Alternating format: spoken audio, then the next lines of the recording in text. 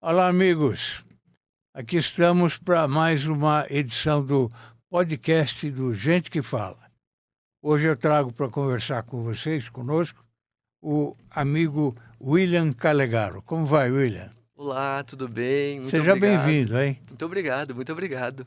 Deixa eu dizer que você é advogado, você é consultor jurídico e político, você é especialista em direitos fundamentais, você é ativista, é conselheiro do Parque do Ibirapuera, olha que coisa boa, Uhum. representante do Viva Moema, outra coisa boa, e você foi coordenador jurídico e administrativo adjunto estadual da Aliança Nacional LGBTI em São Paulo, Isso, tá certo? Eu fico muito feliz com a sua presença aqui. obrigado. De onde veio esse sobrenome seu, Calegaro? Alegaro vem da minha parte paterna, né? O meu avô é Calegaro. E aí eu digo que eu sou um vira-lata europeu, porque meu avô é Calegaro, italiano, minha avó ela é polonesa, minha outra avó é polonesa e o meu avô materno é Schmidt, é alemão. E você é palmeirense, não? Na Não é? realidade, eu sou muito embora todo mundo ache que eu nasci aqui em São Paulo, eu nasci no Rio Grande do Sul, em Porto Alegre, Ah, então você é gremista ou... gremista. Ah, tá certo. Como é que foi sua infância, William? Minha Onde infância foi? minha infância se deu no Rio Grande do Sul, Sim, em Porto Alegre, e eu fiquei lá até a minha graduação, até estado, minha especialização, estado inclusive. maravilhoso. E a Muito bom. cultura lá é outra, né? É. O Sul, né? O Sul, Santa Catarina, Paraná, é outra cultura, não é? É, eu gosto bastante de lá, É, mas eu vou te falar que eu sou apaixonado mesmo por São Paulo, tanto que eu escolhi viver aqui. São E Paulo. não só eu escolhi Sim, viver aqui e trouxe a minha família pra cá recentemente, tá todo mundo morando aqui, meu pai, minha mãe, minha sim, irmã, meu irmão, mas no sim, litoral. sim, sim. Que bom. William, você começou eh, a falar de direito, sobre direito, como profissional em que época? Você tinha quantos anos? Eu me formei, nossa, faz tanto tempo, eu acho que eu sou advogado, vai fazer 12 anos. Então eu me formei ali em 2000 há 12 anos atrás eu me formei, se eu sou advogado há 12 anos. Então, daí mais 5 anos para trás eu estava estudando direito. Você exerce o direito, não? Exerço a advocacia, Ah, mas como pontual, assim, eu acabei que aqui em São Paulo, eu fui candidato já a vereador aqui em São Paulo na última eleição. sei. E eu me envolvi em muitas questões territoriais, em questões políticas. Então acaba que a minha advocacia acaba meio que misturando com essa área do direito público, das questões ali da região, questões envolvendo associações, alguns problemas que precisam de algum advogado para atuar em direitos individuais homogêneos, direitos coletivos, Sim, e acaba que eu exerço aí minha sim. advocacia em alguns momentos. E você tem política nas veias também, né? Tenho, tenho. É, adora política. Nós vamos falar sobre política. É, você tem mais de 10 anos já de advocacia, estou vendo aqui.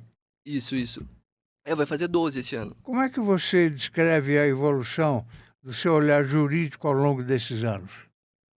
Olha, eu digo que ele está muito melhor hoje em dia em razão de todas as experiências que eu tive, inclusive experiências políticas que são bem enriquecedoras para um advogado que, enfim, no início da minha advocacia, ela era uma advocacia civil, né? E eu não estava ali lidando com política. Então, a partir do momento que eu entrei para essa área, eu expandi meu leque de um modo, minha visão de mundo e tudo mais, que eu sei que muitos colegas meus que não lidam com essa área não fazem a menor ideia. Claro que todo mundo dentro da sua respectiva área, assim como eu não Sim, entendo muitas coisas do direito penal, quem está ali atuando com isso diariamente, porém a minha evolução ela me traz uma visão muito mais ampla, um olhar, hã, muito diferenciado do passado, até porque logo que você se forma, você vai pegando uma causa que outra, atua mais, em primeira instância, aí conforme você vai envelhecendo, você vai atuando em segunda instância, em tribunais superiores, vendo como tudo funciona, Sim, vai então crescendo, vai né? crescendo. É.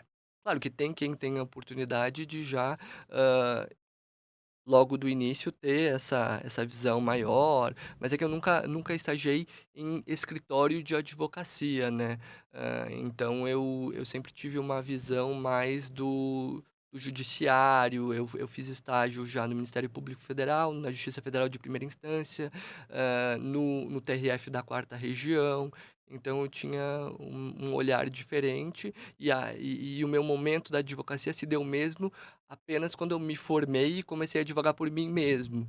Então, por isso que eu falo dessa questão de você, como advogado, estar atuando, nessas cortes, minha visão de atuante começou depois, né. Você se formou lá em Porto Alegre?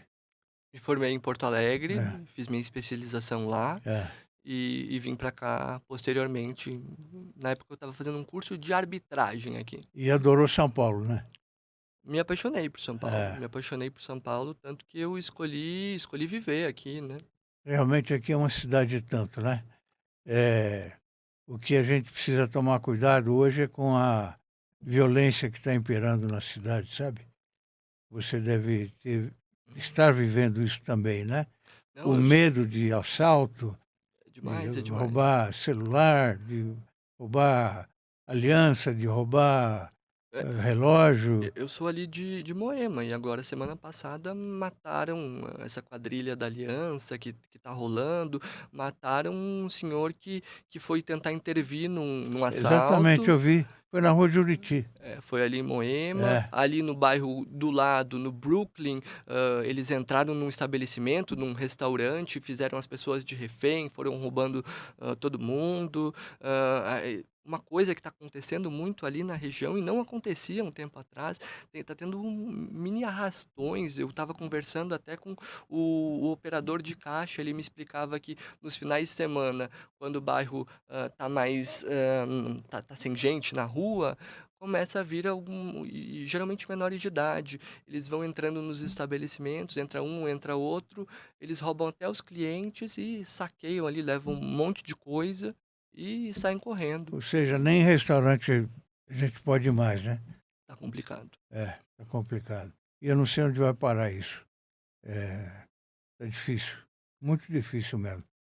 É, você decidiu entrar na política quando? Eu decidi entrar na política, na realidade eu sempre fui apaixonado por política, Sei. desde a época que eu era advogado, porque eu acompanhava muito o STF, nas decisões de controle de constitucionalidade. Eu adorava acompanhar aquelas decisões, acompanhar aquelas discussões, muito embora, o controle de constitucionalidade é o STF, é o Supremo, legislando como atividade atípica, é muito bacana para um advogado acompanhar aquelas Claro, discussões claro. e ver quando que o STF precisa intervir, porque o legislativo não está muitas vezes acompanhando os anseios da sociedade, a evolução da sociedade, ou quando tem de fato uma inconstitucionalidade que autorize para isso. Então eu já era apaixonado pela essa parte política, do judiciário. E eu gostava muito de política, mas eu sabe quando você olha, pra TV ou pra alguma coisa que você gosta, e você pensa: "Não, isso é só um hobby, eu nunca vou estar ali, é uma coisa que eu vejo, admiro, mas, pô, eu sou advogado". Até imagina o que que meus colegas vão pensar: "Ele é louco, quer ir pra política". Mas como é que você vê o Supremo hoje? Nossa, o Supremo hoje me decepciona, né. Não falo o Supremo como instituição, mas algumas pessoas que estão no Alguns Supremo me ministros, né? decepcionam. Não falo Supremo, me decepciona para não, parecer que eu estou atacando a É, porque é uma instituição. instituição, né, É. que deveria ser muito séria. E eu acho que a gente tem que ter esse cuidado justamente para não cair no discurso de alguns ministros que querem que Isso. as críticas, sejam direcionadas ao Supremo. Não, temos que individualizar essas críticas, É, cobrarmos esclarecimentos, porque isso reflete na sociedade como um todo, né, porque é. as pessoas que, esperam justiça, em muitas vezes, elas estão tendo ali um Supremo através da conduta de alguns ministros, sendo desmoralizados, né? É, Então, muito complicado. totalmente. E To- aí eu nem entro na questão do dia 8, não, eu estou falando das questões específicas envolvendo contrato milionário do escritório da esposa de um ministro, ou as relações de um outro ministro que tem um resort multimilionário e que não estava explicando muito bem essa situação de um irmão, e daí estava julgando um caso envolvendo o master com quem adquiriu ações dessa empresa. E aí a sociedade quer explicações, tanto que o senador Alessandro Vieira, ele começou a pautar isso dentro da CPI do crime organizado, porque eu acho que não tinha espaço em outra comissão para se fazer isso, não estava se iniciando uma outra comissão, porque o presidente do Senado não estava admitindo, e aí eu acho que foi o jeito dele, ó, população quer saber, vou dar um jeito de colocar isso, e muitos criticaram até o relatório dele, e depois eu resolvi refletir, né? Mas, pô, você pensa assim, né? Se você tá ali num relatório de crime, sobre o crime organizado, numa CPI do crime organizado, você começa a ver indícios de autoridades do mais alto escalão do judiciário em algumas questões que pode envolver empresas ou fundos que estão ligados à lavagem de dinheiro, ao crime organizado, você começa a pensar, pô, não tenho nem como avançar em outras partes, se eu vejo se a própria justiça está envolvida, e ele acabou, acho que, entrando ali, pô, vou ter que investigar isso primeiro, né? Porque qual é a eficácia de eu investigar esse lado se a justiça pode estar corrompida no mais alto escalão por isso? Então eu comecei a refletir sobre isso, porque muita gente estava falando que, mas ele não indiciou as pessoas do crime organizado, muito embora eu dei uma analisada no relatório, ele discorre sobre o Comando Vermelho, mas ele dá uma boa justificativa disso. Não sei o que o senhor acha do que... Não, primeiro não me chama de senhor, não, me chama de você. Mas vem aí um novo ministro, né? Poxa, assim, Segundo, se fosse a Dilma falar o nome dele, seria Bessias, né? sim. O que você acha dessa indicação? Olha, Mais uma do Lula. eu vou te falar que eu acho essa indicação muito ruim para o país, justamente por esse momento que a gente está vivendo, em que a corte ela está muito envolvida em polêmicas políticas, e a Políticas. gente está precisando de nomes técnicos, É, né? E esse é, nome, ele é extremamente político, é é, considerado próximo do é, presidente, é o AGU, né? é. E fora isso, tem aquela questão de que ele levou, na época, um documento de posse pro atual presidente, a Isso. pedido da Aquele presidente. telefonema da presidenta, né? Lembra? Sim, sim. Então, aí o presidente que vem de um histórico de indicações, e que o primeiro indicado dele foi o ex-advogado, foi conhecido, amplamente conhecido no Brasil por atuar na Lava Jato. Depois, o ministro, até que tem pautado alguns temas interessantes, mas mesmo assim, a gente não pode desconsiderar que é um ex-governador, ex-senador, militância, que todo mundo sabe, da esquerda, e aí agora indica uma outra figura política. Você ficar indicando essas figuras políticas num partido, desculpa, num país que está tão polarizado, e que a corte ela está desmoralizada por atitudes, ou por fatos noticiados na imprensa de outros ministros muito preocupantes, é muito complicado. Fora a questão, que eu nem entro, da diversidade da corte, né, porque quando a gente indica um ministro para a Suprema Corte, a gente tem que buscar, e até o quinto constitucional, ele é pensado nessa forma, né. Você tem o quinto constitucional, onde você indica representantes para os tribunais O que vêm de desembargador. outras É, carreiras, é, para você trazer outras vivências desses julgadores, né. Então isso deve ser aplicado, você pensando também em colocar vivências de mulheres, não é, de pessoas negras, por exemplo. E aí um presidente que subiu a rampa, né, do Planalto com toda aquela, eu não sei se foi uma jogada de marketing, o que foi, mas com mulheres, índios, pessoas com deficiência, aí na primeira oportunidade que ele tem, de aumentar essa representatividade da corte, indicando uma mulher e ainda um nome técnico. Quantas mulheres, técnicas, magistradas ou que vêm de carreira do Ministério Público que são têm currículos, vou te falar, tem muita mulher aí com currículo muito melhor do que o do Messias, que traria tanto um know-how técnico, quanto iria cumprir essa parte da representatividade, e a gente não vê isso. E num país em que a gente agora está discutindo a violência contra a mulher, e é nesses tribunais que às vezes a gente precisa de uma visão de uma mulher para para proferir um voto que seja mais sensível à causa. E a gente viu um problema aí recente, que só uma mulher, lá no caso de um estupro de vulnerável, só uma mulher teve essa sensibilidade. E aí um governo que se diz o grande defensor da diversidade não ter essa sensibilidade, um governo que assumiu com 2 mulheres no STF e aí não indicou uma mulher, não manteve isso, não aumentou isso, é É, estranho, né. só temos uma hoje, né? É. Então é um combo, né, tanto a questão da falta de representatividade nessa indicação e vindo de alguém que se coloca como grande defensor dessa pauta, quanto a questão de a gente estar num clima aí muito ruim para a corte e que seria o momento da gente trazer um nome técnico, um nome que iria fortalecer a imagem da corte, mas não, a gente vê um padrão sendo seguido, da indicação de pessoas próximas, da indicação de pessoas que estão mais envolvidas na política, e o quanto isso é complexo, porque quando você acaba indicando essas pessoas que estão super envolvidas em política, já foi governador, o outro já foi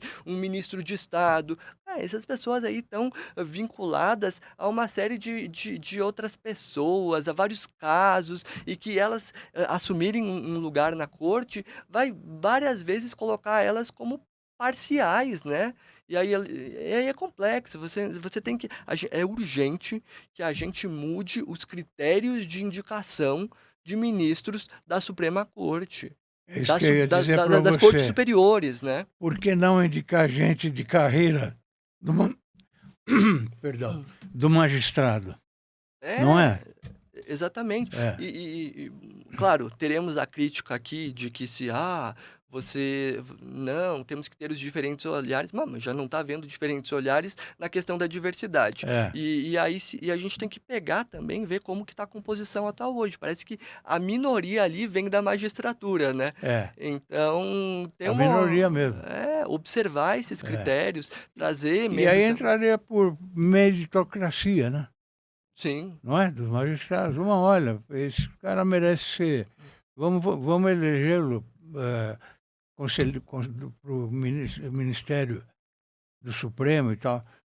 Vamos ver se um dia a gente chega lá, né. É uma forma de que, cheguem que nem acontece nos tribunais, chegam as listas já fechadas com aqueles nomes, estudados pelas categorias, né, a magistratura manda um nome, a OAB manda um nome, o Ministério Público manda um nome, e o presidente ele tem que escolher dentre aqueles nomes técnicos que foram enviados, e não tirar da cartola um nome ali que vai mais beneficiar politicamente, aquela pessoa que está naquele momento eleita, isso Você deve não lembrar que antigamente a gente não sabia o nome dos ministros. Eram intocáveis, não é? é. Não ficavam na televisão toda hora falando, as sessões não eram tão públicas dessa forma. Enfim, É, vamos mas ver se um seria dia seria muito melhor que a gente tivesse, indicações extremamente técnicas de pessoas que cumprissem todos aqueles sim, requisitos de, ter um passado irretocável, uma moralidade, um notório saber, é, jurídico, e que a gente confiasse tanto nessas pessoas que elas estivessem ali só para fazer o controle da Constituição e não ficassem aparecendo, dessa forma na imprensa, porque o que que acaba acontecendo? Hoje as decisões da corte são tão políticas que acaba que eles ficam aparecendo o tempo todo na Sim. imprensa. Virou um braço político, né? É, para É, se implementar agendas ou prosseguir com agendas que a política não está conseguindo avançar. Isso não é, pode acontecer, né? é. William, você andou pelo PSB, Partido Socialista Brasileiro. Já fui filiado ao PSB, e atualmente eu sou filiado ao PSD. Você hoje está no partido do Kassab. É, Aí era PSB ainda, isso, né? isso. É, eu fui porque eu entrei na Você política. saiu de lá por que motivo? Eu saí do PSB porque eu sou um player novo na política, né? Sim, E, infelizmente, os partidos, eles não estão valorizando os novos quadros, não estão sim, investindo nesses novos quadros. E em razão dessa minha frustração, eu acabei saindo do, sim, do partido. O PSD, eles conversaram comigo, mostraram alguns projetos que eles têm de fomentar novas candidaturas, fomentar novos nomes. E eu gosto muito de trabalhar com renovação política, da gente trabalhar para que esses novos players consigam entrar na política, porque é através da política que a gente muda a vida das pessoas. E aí o PSD, quando eu conversei, falaram que tem projetos nesse sentido. Como eu vim do Renova BR, eu acessei a política através de uma escola de formação de novos políticos. Eu fiz um processo seletivo, né? E passei nesse processo. E aí tinha um momento lá em que era preciso escolher um partido. E aí, na época, eu lembro que eu pensei em escolher o PSDB, porque sou uma pessoa de centro, mas como tava numa briga lá entre Dória e Eduardo Leite nas prévias, e em razão disso eu acabei escolhendo o PSB, porque PSB. eu via ele um partido defendia ali ideias progressistas, tinha um histórico legal, não pela questão de ser socialista, não sou socialista, até porque socialismo para mim seria o socialismo moderno, né? Sim, Visão de todo mundo que é respeitar o artigo 6º da Constituição, que são os sim, direitos sociais. Para mim sim, é isso. Não sou socialista como pensando em regime econômico, sim. não. Aí hoje no Brasil você precisa ter um partido se você quer concorrer a algum cargo eletivo. Então, o Renova, eles estavam formando esses novos quadros. Daí, na época, eu escolhi o partido. Eu acabei saindo porque, enfim, Mas você foi candidato fui a candidato. vereador, né? Há 2 anos eu fui candidato a vereador. Vereador. E aí enfim, pela questão de não ter um forte apoio, a Sim, gente não consegui fazer uma campanha que sim. saísse ali da minha região, mas consegui ter um resultado bacana, consegui me projetar, fazer uma campanha. Mas é complicado, porque hoje muitos partidos, eles não investem nesses novos players, e aí as pessoas têm que buscar partidos que invistam na renovação. Você pretende ser candidato agora na eleição deste ano? Olha, é complicado, porque como eu venho falando para você, eu entrei mais num projeto de ajudar que esses novos players consigam se projetar.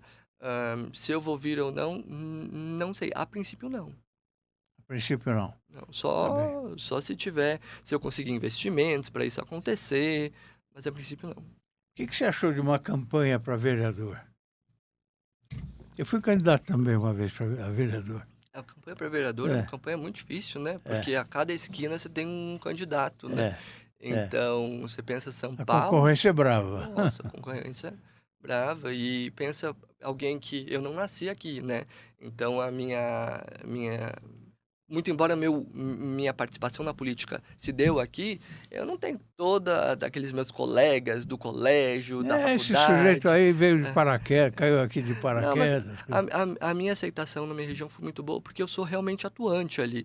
Sim, Então, o que pesou mais para mim foi a falta de apoio, né? Porque é aquilo, não adianta falarem para você, nossa, você é um pozinho de ouro. O que adianta você ser um pozinho de ouro e não ter o dinheiro para soprar esse É, pozinho e as pessoas conhecerem, é, porque você está numa disputa em que os outros têm dinheiro para quê? O dinheiro serve para você mostrar na mídia, tanto material na rua, tanto você impulsionar isso, nas redes sociais, tanto, aparecer, né, o dinheiro é para você aparecer e mostrar que tem essa opção, isso mesmo, então isso mesmo, é crucial isso. isso mesmo.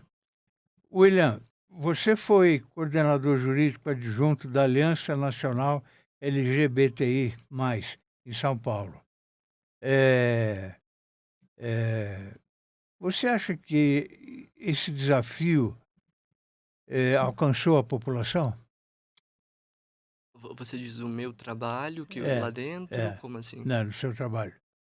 Então, eu aprendi bastante, quando eu estive Sim, lá na coordenação, porque a Aliança Nacional LGBTI+, hoje, se eu não me engano, é a maior ONG, com atuação em direitos da população LGBTI+, no país. sim. E e aí eu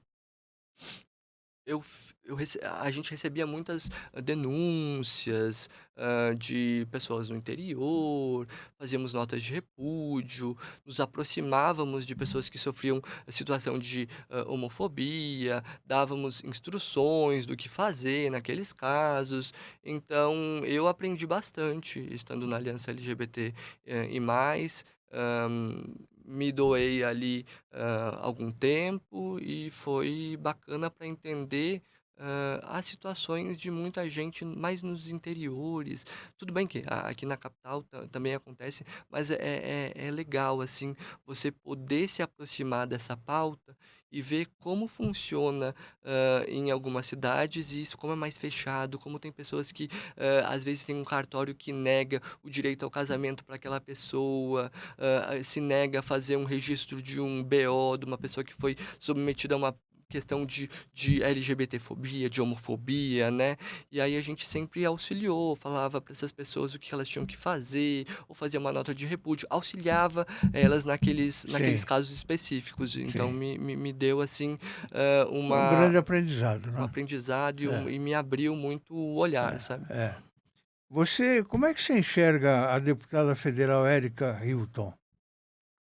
Como eu enxergo a deputada? Ó, É, aí a gente estava numa ação de advocacy com ela, com a Marta Suplicy também. tá aí. A Erika Hilton é uma figura polêmica, é uma figura bem polêmica, Sim, muito embora ela seja um nome necessário, ela representa legitimamente, a comunidade sim, LGBT, sim, chegou, até lá pela comunidade, mas, eu vejo muitas coisas que são complexas, assim, no próprio segmento LGBT, hã, pessoas que defendem a Erika Hilton, ela é do PSOL, ela vem de uma outra linha, né. Eu sou numa linha mais do diálogo, ela já é numa linha mais do confronto. sim. Então, eu, por exemplo, já fui atacado por questionar, hã, algumas ações que eu não concordo dela, né. Uma vez eu fiz até um vídeo, sobre a questão dos cabeleireiros dela, criticando, e o que veio de gente em cima de mim, me atacar porque eu estava, criticando-a, foi, assim, uma coisa muito ruim. E eu comecei a perceber que dentro da própria comunidade LGBT se criou um clima de ódio, assim, quando você fala mal de certa figura, botando, trans contra gays, gays contra trans, lésbicas contra É gays, verdade. você tem que, defender tal figura, é como se tivesse um manto, da intocabilidade em cima de uma figura e isso cria um ódio dentro desse próprio segmento, Claro. e eu vejo muitas vezes, isso como algo negativo, sabe. Sim, Acho que todo mundo tem que poder receber a crítica. Se você não está criticando a figura dela como uma não estou criticando ela por ser trans, estou criticando ela por, sei lá, quando falou defendeu o rapper Oruan. Eu me lembro dessa situação que aconteceu uma coisa muito problemática. Eh, um amigo meu, até no Twitter, resolveu, criticar, ela por ter defendido o Oruan. o que veio de uma galera da militância que defende ela em cima dele, atacando ele e chamando ele, como a gay, botando ele no gênero feminino, né, falando: "A gay, você é a gay fascista, é um absurdo, você não pode falar mal dela", e ele estava exercendo uma crítica a ela, não pelo fato dela ser trans, mas por não concordar com uma opinião política dela. Uhum. Então o que eu quero dizer é que hoje a gente tem uma comunidade, não digo nem comunidade, uma população LGBT muito desunida e certas figuras, às vezes, utilizam-se dessa pauta muito como como um capital político, e quando surgem outros players que não estão, talvez, no mesmo espectro, talvez venham essas pessoas como inimigos, e aí é aquilo, né, se você não soma pessoas de vários espectros, que lutem por aquela pauta, você não consegue avançar nas agendas. Tanto é que, se formos ver, hoje a gente tem direitos para a população LGBT garantidos apenas no Supremo, né. Então nenhum parlamentar até hoje conseguiu pegar esses direitos e fazer uma lei e articular para que essa lei passasse no Congresso, que é a casa legislativa correta, né, que é o poder correto Sim, claro. pelo qual uma lei deve passar. Então, se eu não me engano, na campanha de eleição dela, ela comentou que iria trabalhar para aprovar leis para a população LGBT, para que não dependesse única e exclusivamente de entendimentos do STF. Ela não fez isso, ela não tem nenhuma lei aprovada nesse sentido, né. Então a gente tem que cobrar, né, cobrar, poder criticar, porque, se alguém pegar um corte meu falando isso sobre esse vídeo, jogar dentro da militância dela, o que vão falar de mim, porque vão falar, aí começa aquele discurso: "Você é um homem cis, branco", e aí, pô, mas eu sou gay.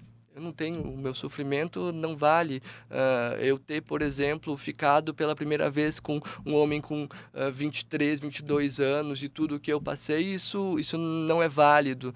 É muito complexo o que acontece hoje dentro desse segmento e enfim, parece que, essas algumas pessoas querem mais te expulsar, assim: "Não, Sim, não fale sobre isso". sim. E esse ódio, vendo esse ódio sendo plantado dentro desse segmento, eu fico cada vez mais desesperançoso sobre avanços legislativos, assim, É. para esse setor. Você hoje tem quantos anos, William?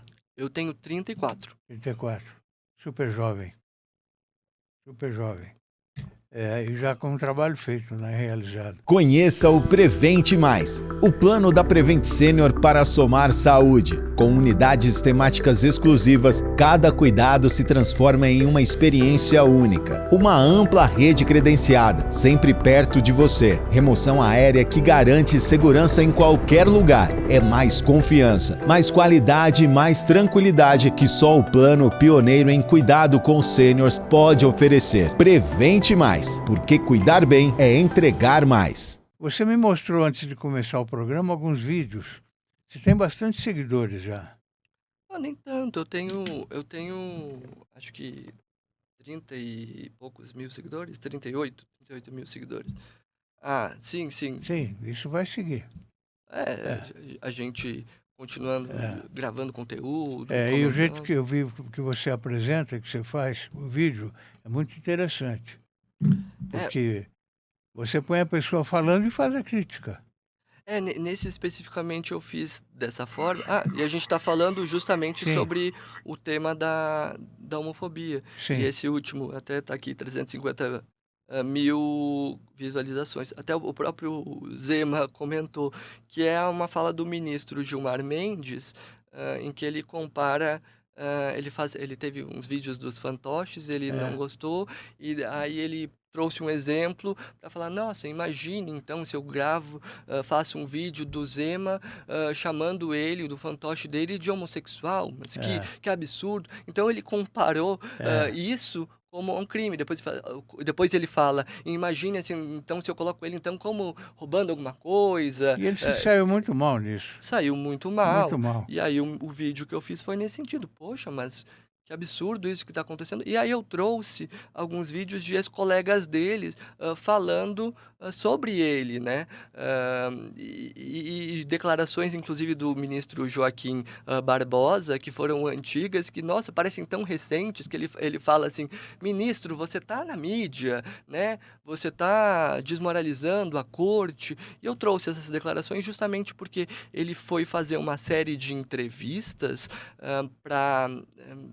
A ideia dele era explicar as situações da corte, falar que a corte não estava desmoralizada, porém ele foi, na realidade, fazer uma defesa, parece que pessoal dele, dos vídeos, porque quando ele parou nas entrevistas para responder sobre a questão dos colegas dele envolvidos nos escândalos, o negócio não avançou muito, não teve É. explicações sobre o contrato do escritório da esposa do ministro Alexandre de Moraes, em que a própria comunidade jurídica acha aquilo um absurdo, não vê justificativas que aquele valor feche, né? O próprio presidente da OAB de São Paulo está cobrando explicações, mas o ministro ali não conseguiu explicar de uma forma É. convincente. Então, ele foi ali para dar as explicações, saiu numa série de entrevistas, não deu essas explicações, aí eu trouxe nesse vídeo alguns ministros falando coisas que, nossa, são bem atuais, né? Mas são lá do passado. Esse ministro é aquele que nem consegue sair às ruas porque ele é vaiado, né? Então. E os ministros falam aqui, esse Joaquim Barbosa fala, sai às É, ruas. é. Tá E- faltando um Barbosa de novo, né? É, Não é? uhum, é, enfim, Ele era corajoso, né? E não sei por que que deixou o Supremo. então, eu vou Faz te muita falar, falta. vou te falar que o próprio Fachin, que atualmente é o presidente, eu vejo que ele tem dado declarações, a Carmen Lúcia deu declarações de que a corte ela realmente está passando por uma crise e os dois eles queriam implementar e seguir adiante esse código de ética que é importante, mas tem uma ala ainda ali que não concorda com isso e mesmo diante dessa crise eles são reticentes nisso e eu vejo que tá uma situação muito complexa. A população aí, a gente precisa de um Senado atuante também, né? É, é. William, nós vamos ter eleição esse ano. Como é que você enxerga isso? Olha, a gente está vivendo um clima bem complexo e esse problema do STF está muito no debate público e É, virou, inclusive, fez com que o candidato do Novo, o Zema, ele subisse entrasse aí na mídia fortemente, sim. porque até então quem tinha crescido muito era um candidato daquele Partido Novo, Missão, o Renan, e aí que você vê que são candidatos antissistema, né? Porque na eleição, aquela que o Bolsonaro ele cresceu, ele surgiu, foi com a captura dessa pauta antissistema. E todo mundo hoje, a gente vê pelas eleições de São Paulo, aqui do município, com o avanço do Marçal, né, que trazia um discurso antissistema, tá revoltado com o sistema, tá Sim, revoltado, então tá buscando candidatos antissistema, é, e a gente tem um cenário em que o Lula e o Bolsonaro são candidatos do sistema, né. é, E aí estão naquela polarização, e aí vai surgindo esses candidatos, trazem pautas que, o público quer escutar, mas o cenário ele é muito complicado, porque a gente tem um presidente eleito com a máquina, um outro campo que é do ex-presidente, que é muito forte, né? O bolsonarismo e o petismo hoje no país são o que a gente olha as pesquisas, inclusive, estão lá na é. frente, e a gente não consegue emplacar aí um candidato, digamos que terceira via, hoje, infelizmente. Até aqui essa polarização está fazendo mal para o país, né? A polarização está fazendo muito mal para o país, porque hoje a gente não pode discutir temas, né? É, Se você discute um tema de modo sério, automaticamente alguém vai querer te passar para um outro lado. Veja só, é, eu estou falando sobre direitos humanos, eu quero. Olha, a população LGBT precisa ser protegida em certos aspectos. Esquerdista, eu tô falando sobre combate à corrupção, que é uma coisa que devia, assim como pauta LGBT, todo mundo devia defender, né, ninguém quer que ninguém morra, ou mulheres, todo mundo tem que defender, vou defender aí o combate à corrupção. Você tá falando desse tema, você é de direita. Então, É, a polarização é ruim por isso, você não consegue debater temas que todo mundo deveria estar exatamente. debatendo de uma forma coerente, responsável, é um cenário muito complicado. Eu quando comecei a gravar esses vídeos falando sobre o STF, porque eu fiquei realmente revoltado. Fiquei revoltado porque eu, como advogado, uma pessoa que trabalha com direito constitucional, escreve sobre isso, quando eu vejo alguns ministros ali envolvidos em alguns escândalos, isso divulgado pela imprensa, eu fico triste. Eu fico triste com isso. E isso é revoltante. E daí, quando eu falo sobre isso, falam o quê? Você é um bolsonarista. Por que bolsonarista? É, Porque você está trabalhando essa pauta e essa é uma pauta tem, golpista. tem Não, nada a uma pauta ver. golpista não há Nada nada a a ver ver. uma coisa com outra. E aí eu fico até triste pelo fato de que a questão lá daquela manifestação, aquilo que teve no 8 de janeiro, que eles depredaram tudo, acaba que, porra, eles fizeram uma coisa ruim que hoje a gente não pode estar lá protestando e pedindo explicações dos É, ministros por fatos concretos que a gente devia estar é, lá, sem ser esquerda ou direita, ou Lula ou Bolsonaro, é, falando, e aí, explica esse contrato, explica esse negócio do Master, explica esse negócio aí do resort, é. esse contrato, era agora para a população tá lá na frente cobrando essa indicação política do Lula, que para a corte do Messias, mas a gente não pode estar lá agora, olha só, É, que a gente precisava, né? é. William, esse é o portal que eu falei para você agora há pouco, antes de iniciar o programa. É, você vê que aqui tem um artigo do José Renato Nalini, é, o Rubens Figueiredo, o Ricardo Cavalcante, Dinamérico Aguiar, são pessoas que têm conteúdo e que escrevem.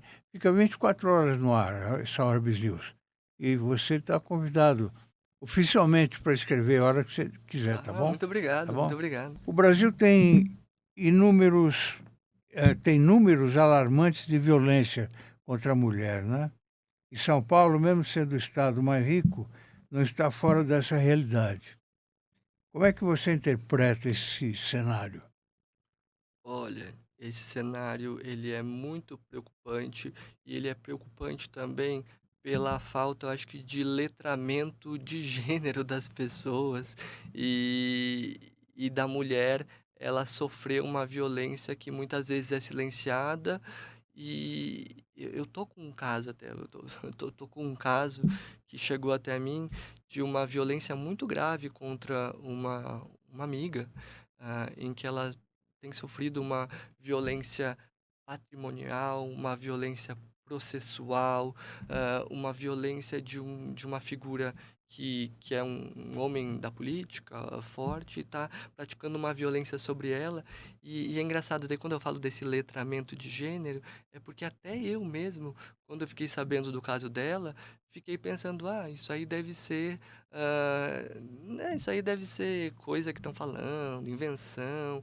Para você ver, a falta de letramento faz com que às vezes a gente ache que uma mulher não está passando por essa situação. E quando isso atinge até mulheres que têm um poder aquisitivo, né? Você imagina o que não acontece com essas mulheres que não têm esse suporte, então são vítimas de violência, são silenciadas, e isso é muito complicado. O Brasil hoje, ele tá matando muita mulher, O isso tá número de feminicídios vem aumentando e aí tem esse absurdamente. movimentos Red Pill, hã, isso a gente precisa trabalhar com educação, né, É, precisamos trabalhar com educação e precisamos conscientizar as pessoas, sobre diversas coisas.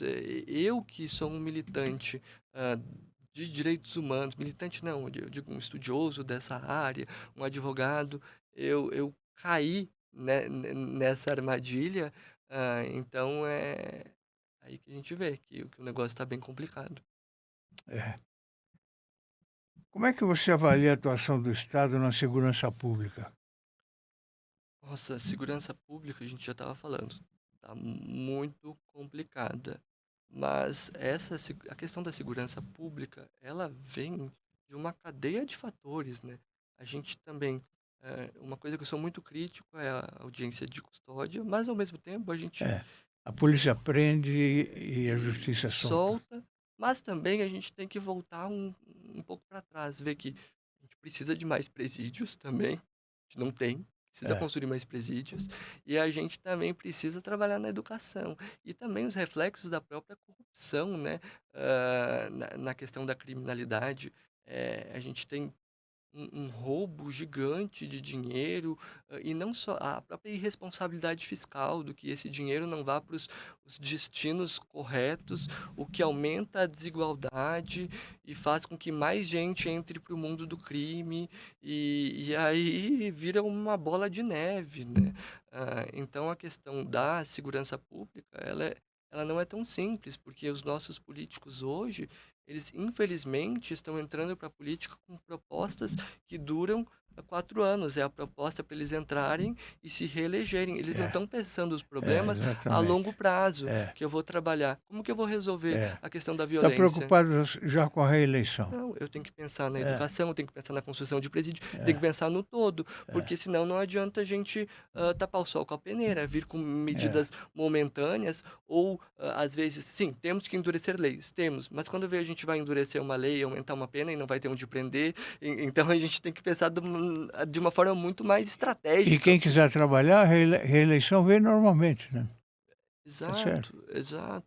Então, tá faltando políticos que pensem essa questão a longo prazo, que invistam nisso a longo prazo. Não adianta a gente investir momentaneamente, ai, vou mandar emendas para esse lugar e esse lugar, mais esse para câmeras, e aí tampar o sol. Vamos pensar num grande projeto de segurança pública que envolva não só o endurecimento de leis, que também essa sensibilidade quanto à audiência de custódia, mas que pense na educação, mas que pense em projetos, mas que pense na construção de presídios, mas que pense também naquele preso ele não ficar ali jogado sem produzir e trazer uma contraprestação para o Estado, porque a gente está só injetando dinheiro. Então a gente precisa de um grande plano para trabalhar a questão da segurança pública e infelizmente a gente não está aplicando hoje, porque é um problema do governo federal e do governo estadual, é um problema que ele precisa ser resolvido e pensado conjuntamente, não é única e exclusivamente de um ente federativo. Você acredita em ressocialização? Se eu acredito em depende muito do crime. Eu acho que tem crime que é muito complicado a gente pensar em ressocialização, muito embora o nosso Código Penal, ele age dessa forma, né? Ele quer que o indivíduo seja reinserido na sociedade, mas é bem difícil a gente pensar num homicida, num estuprador, como que a gente vai reinserir essa pessoa em sociedade, né? Tem crimes que eu acho que só um psiquiatra, um especialista vai poder melhor isso. Eu tenho, assim, as minhas ressalvas quanto a alguns crimes. Outros, acho que a gente consegue aí fazer essa ressocialização, né? Mas tem alguns crimes, como a própria corrupção. Eu acho que a corrupção é talvez um dos piores crimes que a gente tenha hoje e que gera essa desigualdade tamanha com que faz com que as pessoas entrem para o crime e cometam crimes muito mais graves. A Suzana Richthofen é um exemplo disso, né? Vai fazer um filme agora e vai ganhar 500 mil reais. Esse caso aí, o jeito que ele está sendo conduzido é horrível. É, A gente quer a ressocialização, é. queremos, mas não que essas pessoas sejam tratadas como Ela é heroína, no caso, né? protagonistas de É. uma série. Isso aí até deve ser regulamentado de uma forma melhor, porque se a pessoa que assassina os pais, isso no direito de família, ele já é excluído da herança desse, né? A gente tem ali a indignidade, né? A deserção. Se ela é excluída dentro do direito por ter cometido esse crime, aí anos depois ela vem e vai se beneficiar através de um contrato de publicidade, a nossa lei penal, ela tem que ser pensada para que faça com que a pessoa não possa lucrar em cima de uma atividade criminosa que ela cometeu no passado. E isso, temos lacuna na lei quanto a isso. É.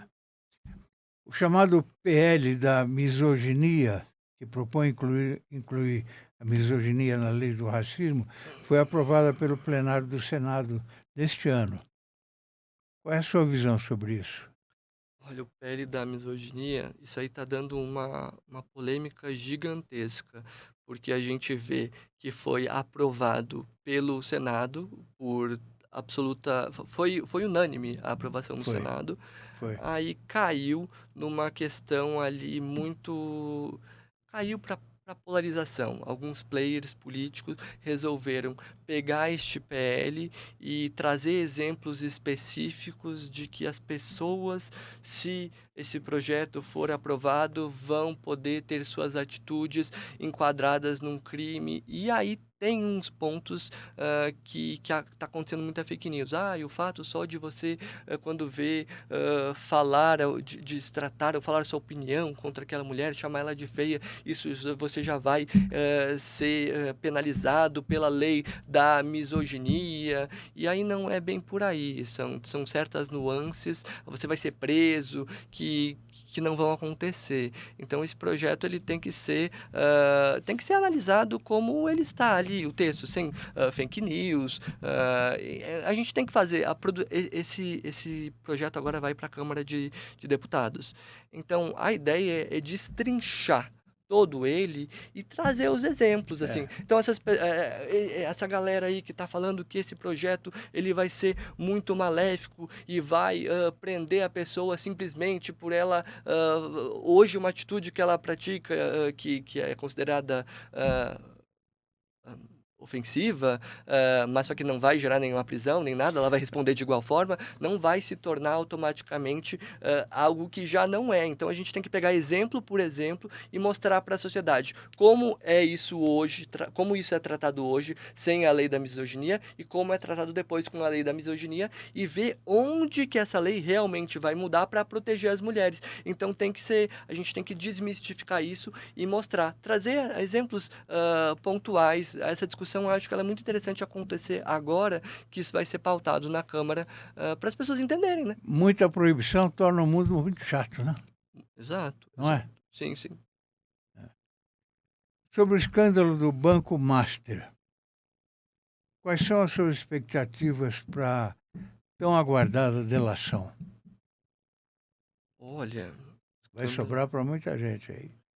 Vai sobrar para muita gente. Diz que tem gente. O próprio ministro André Mendonça disse que não aceitaria, não iria homologar a delação se não tivessem todo mundo incluído, inclusive ministros da Suprema Corte. Isso. Ele quer que seja uma delação genuína. E eu acho que muita gente vai ser atingida. A gente pode ver pelo próprio relatório do Alessandro Vieira que ele indicia, da orientação de se indiciar o ministro Dias Toffoli, o ministro Alexandre de Moraes, o Gilmar Mendes e o Procurador-Geral da República.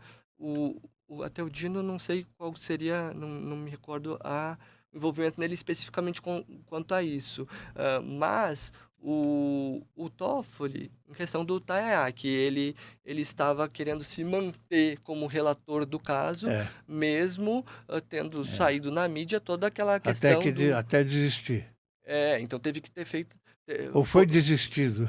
Foi feita uma pressão da mídia e beleza, ele pegou e saiu do caso, mas temos que avançar nessas investigações. O que aconteceu? O Gilmar Mendes, ele anulou as investigações que estavam em cima do colega. Ele tirou lá um processo que estava arquivado, não foi bem uma questão assim.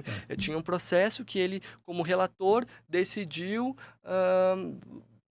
barreirando ali a investigação contra o colega, e aí o Alessandro Vieira, ele achou isso muito estranho, por isso incluiu o ministro, porque eles estavam querendo, né, avançar na investigação para ver por que o Toffoli ele estava ali naquelas relações com o Banco Master. Tem muito corporativismo envolvido nisso aí, né? E o próprio o ministro Alexandre de Moraes é em razão de uma série de mensagens que estão sendo ali É, analisadas, mas temos um fato muito grave, né? Um ministro da Suprema Corte em que a sua esposa tem um contrato de advocacia é, com esse banqueiro, que é um contrato 129 milhões de reais, é, onde 129 milhões, onde 80 milhões foram recebidos por um serviço que alguns analistas, outros escritórios observaram e falaram: hum, não, esse serviço não custaria isso está muito é, estranho. E parece que, não sei se a mulher dele falou que não teve contatos com ele ou reuniões, e aí estavam conjecturando, ou coisa tendo impossível de acontecer, né? notícias na mídia que muitos contatos do Alexandre de Moraes com o banqueiro, então eles têm que ser investigado o que de fato estava acontecendo ali dentro. Muita gente tem falado em tráfico de influências, tem que ser investigado se É, isso acontecia, é, porque a gente já viu, infelizmente, o próprio STJ envolvido ali, acho que em novembro, em dezembro, em questões de vendas de sentença, e aí a gente não tem nenhuma relação de venda de sentença, pelo menos no STF, porém, se a gente começa a cogitar que alguns ministros, alguns parentes, alguns escritórios estão utilizando mecanismos para cobrar, para se chegar mais próximo desses ministros, isso precisa ser investigado. Se esse contrato ele estava abarcando coisas que a gente não sabe, isso precisa ser investigado, né? E se isso de fato ocorreu, que a gente vai fazer? A gente precisa de uma punição, né? é, Mas infelizmente a classe, e daí o Zema, o que ele fez, os intocáveis, que alguns ministros não gostaram, é como a população está vendo, como intocáveis. Se a gente não vê essas investigações prosperarem, andarem, fica todo mundo naquela sensação de que, poxa, a corte mais alta de justiça que decide no último grau o que é certo ou não, o que é moral ou não para o país, está envolvida em coisas que ninguém está deixando avançar, e eles se falam que eles se autorregulam, não vão adiante num código de conduta, fica todo mundo com um descrédito no judiciário. E a gente não pode deixar isso acontecer. Então, a gente nós lutarmos para que uma investigação avance, não é atacar a instituição Supremo, é lutar pela moralização, é lutar pela moralização da instituição Supremo, para que os ministros, as condutas de certos ministros sejam individualizadas naqueles ministros, que isso seja apurado e que, se tem alguma coisa errado, que se toma atitudes para quê? Para a gente não deixar com que a corte sim, seja desmoralizada. sim, Então não tá tendo. Aí tem muita gente misturando. 8 de janeiro, vocês querem destruir o Supremo. Não, não, não. A gente quer pegar as pessoas que têm atitudes muito erradas, provavelmente, né, que temos indícios disso, e que isso seja investigado, porque a gente quer uma corte que seja ilibada, que reflita moralidade, ética. Então, eu não vejo assim. Claro, dentro desse contexto, temos muitas pessoas ali que estão muito irritadas em razão de um outro player político, do Bolsonaro, e que estão querendo que acabe o Supremo e tudo mais, mas tem muita gente que, dentro desse contexto, quer realmente que a justiça aconteça, que aquela estátua lá não fique vendada, que as pessoas não fiquem vendadas, que ela tire a venda e veja, se eu tenho aqui ministros que decidem na minha corte, que estão envolvidos em algumas coisas, eu quero que isso seja investigado, porque eles não podem representar a mais alta corte da justiça do nosso país. William, para encerrar, a última pergunta. Qual é a sua posição sobre a escala 6x1? Minha posição sobre a escala 6x1 é uma escala péssima para o trabalhador, né? O mundo ideal seria que as pessoas pudessem trabalhar todos os dias trabalhar os dias da semana e folgar o sábado e o domingo. Porém, isso é uma discussão que ela precisa ser feita ouvindo todo mundo. Parece que o projeto da deputada Érica Hilton, que encampou isso, ele sequer teve um estudo aprofundado. Eu não concordo com uma série de situações que a gente tem no nosso país, em que os trabalhadores eles são utilizados ao seu máximo, recebem pouco, porém é uma questão complicada, onde envolve também a própria questão da corrupção. Está tudo envolvido, está tudo interligado, porque é um país em que a gente tem irresponsabilidade fiscal, que é muito dinheiro desviado de corrupção, é um país que não consegue sequer ter um salário mínimo digno, né? Quando a gente vai para fora do país, a gente vê aí um salário mínimo que chega a R$ 5.000. Aqui no Brasil, a gente tem salários mínimos lá embaixo. Então, a gente tem que ter a sensibilidade de que precisamos de uma legislação trabalhista, quer dizer, de uma legislação trabalhista que proteja o trabalhador, mas, ao mesmo tempo, a gente precisa fazer essa discussão junto com a classe dos empresários. Sim, né? claro. Então, não é 8 nem 80. Não concordo com a escala como ela é, mas eu concordo com a liberdade das pessoas de contratar e serem contratadas. E se nós tivéssemos um país que não estivesse atolado em corrupção, em irresponsabilidade fiscal, quando vê o cenário geral global seria tão melhor que a gente não precisaria nem estar discutindo essa questão de escala, sabe? William, chegamos ao final, infelizmente, mas fiquei muito feliz com a sua presença aqui. Obrigado. Você falou coisas interessantíssimas. Você é um político nato. Eu sou advogado. Você começa, mas você é político nato. Obrigado mais uma vez pela sua presença, viu? Obrigado. Estamos à disposição com o portal. Para Muito você obrigado. escrever a hora que quiser. Eu agradeço o convite. Ó, amigo espectador, o meu muito obrigado e até a próxima, se Deus quiser. Até lá. Tchau, tchau.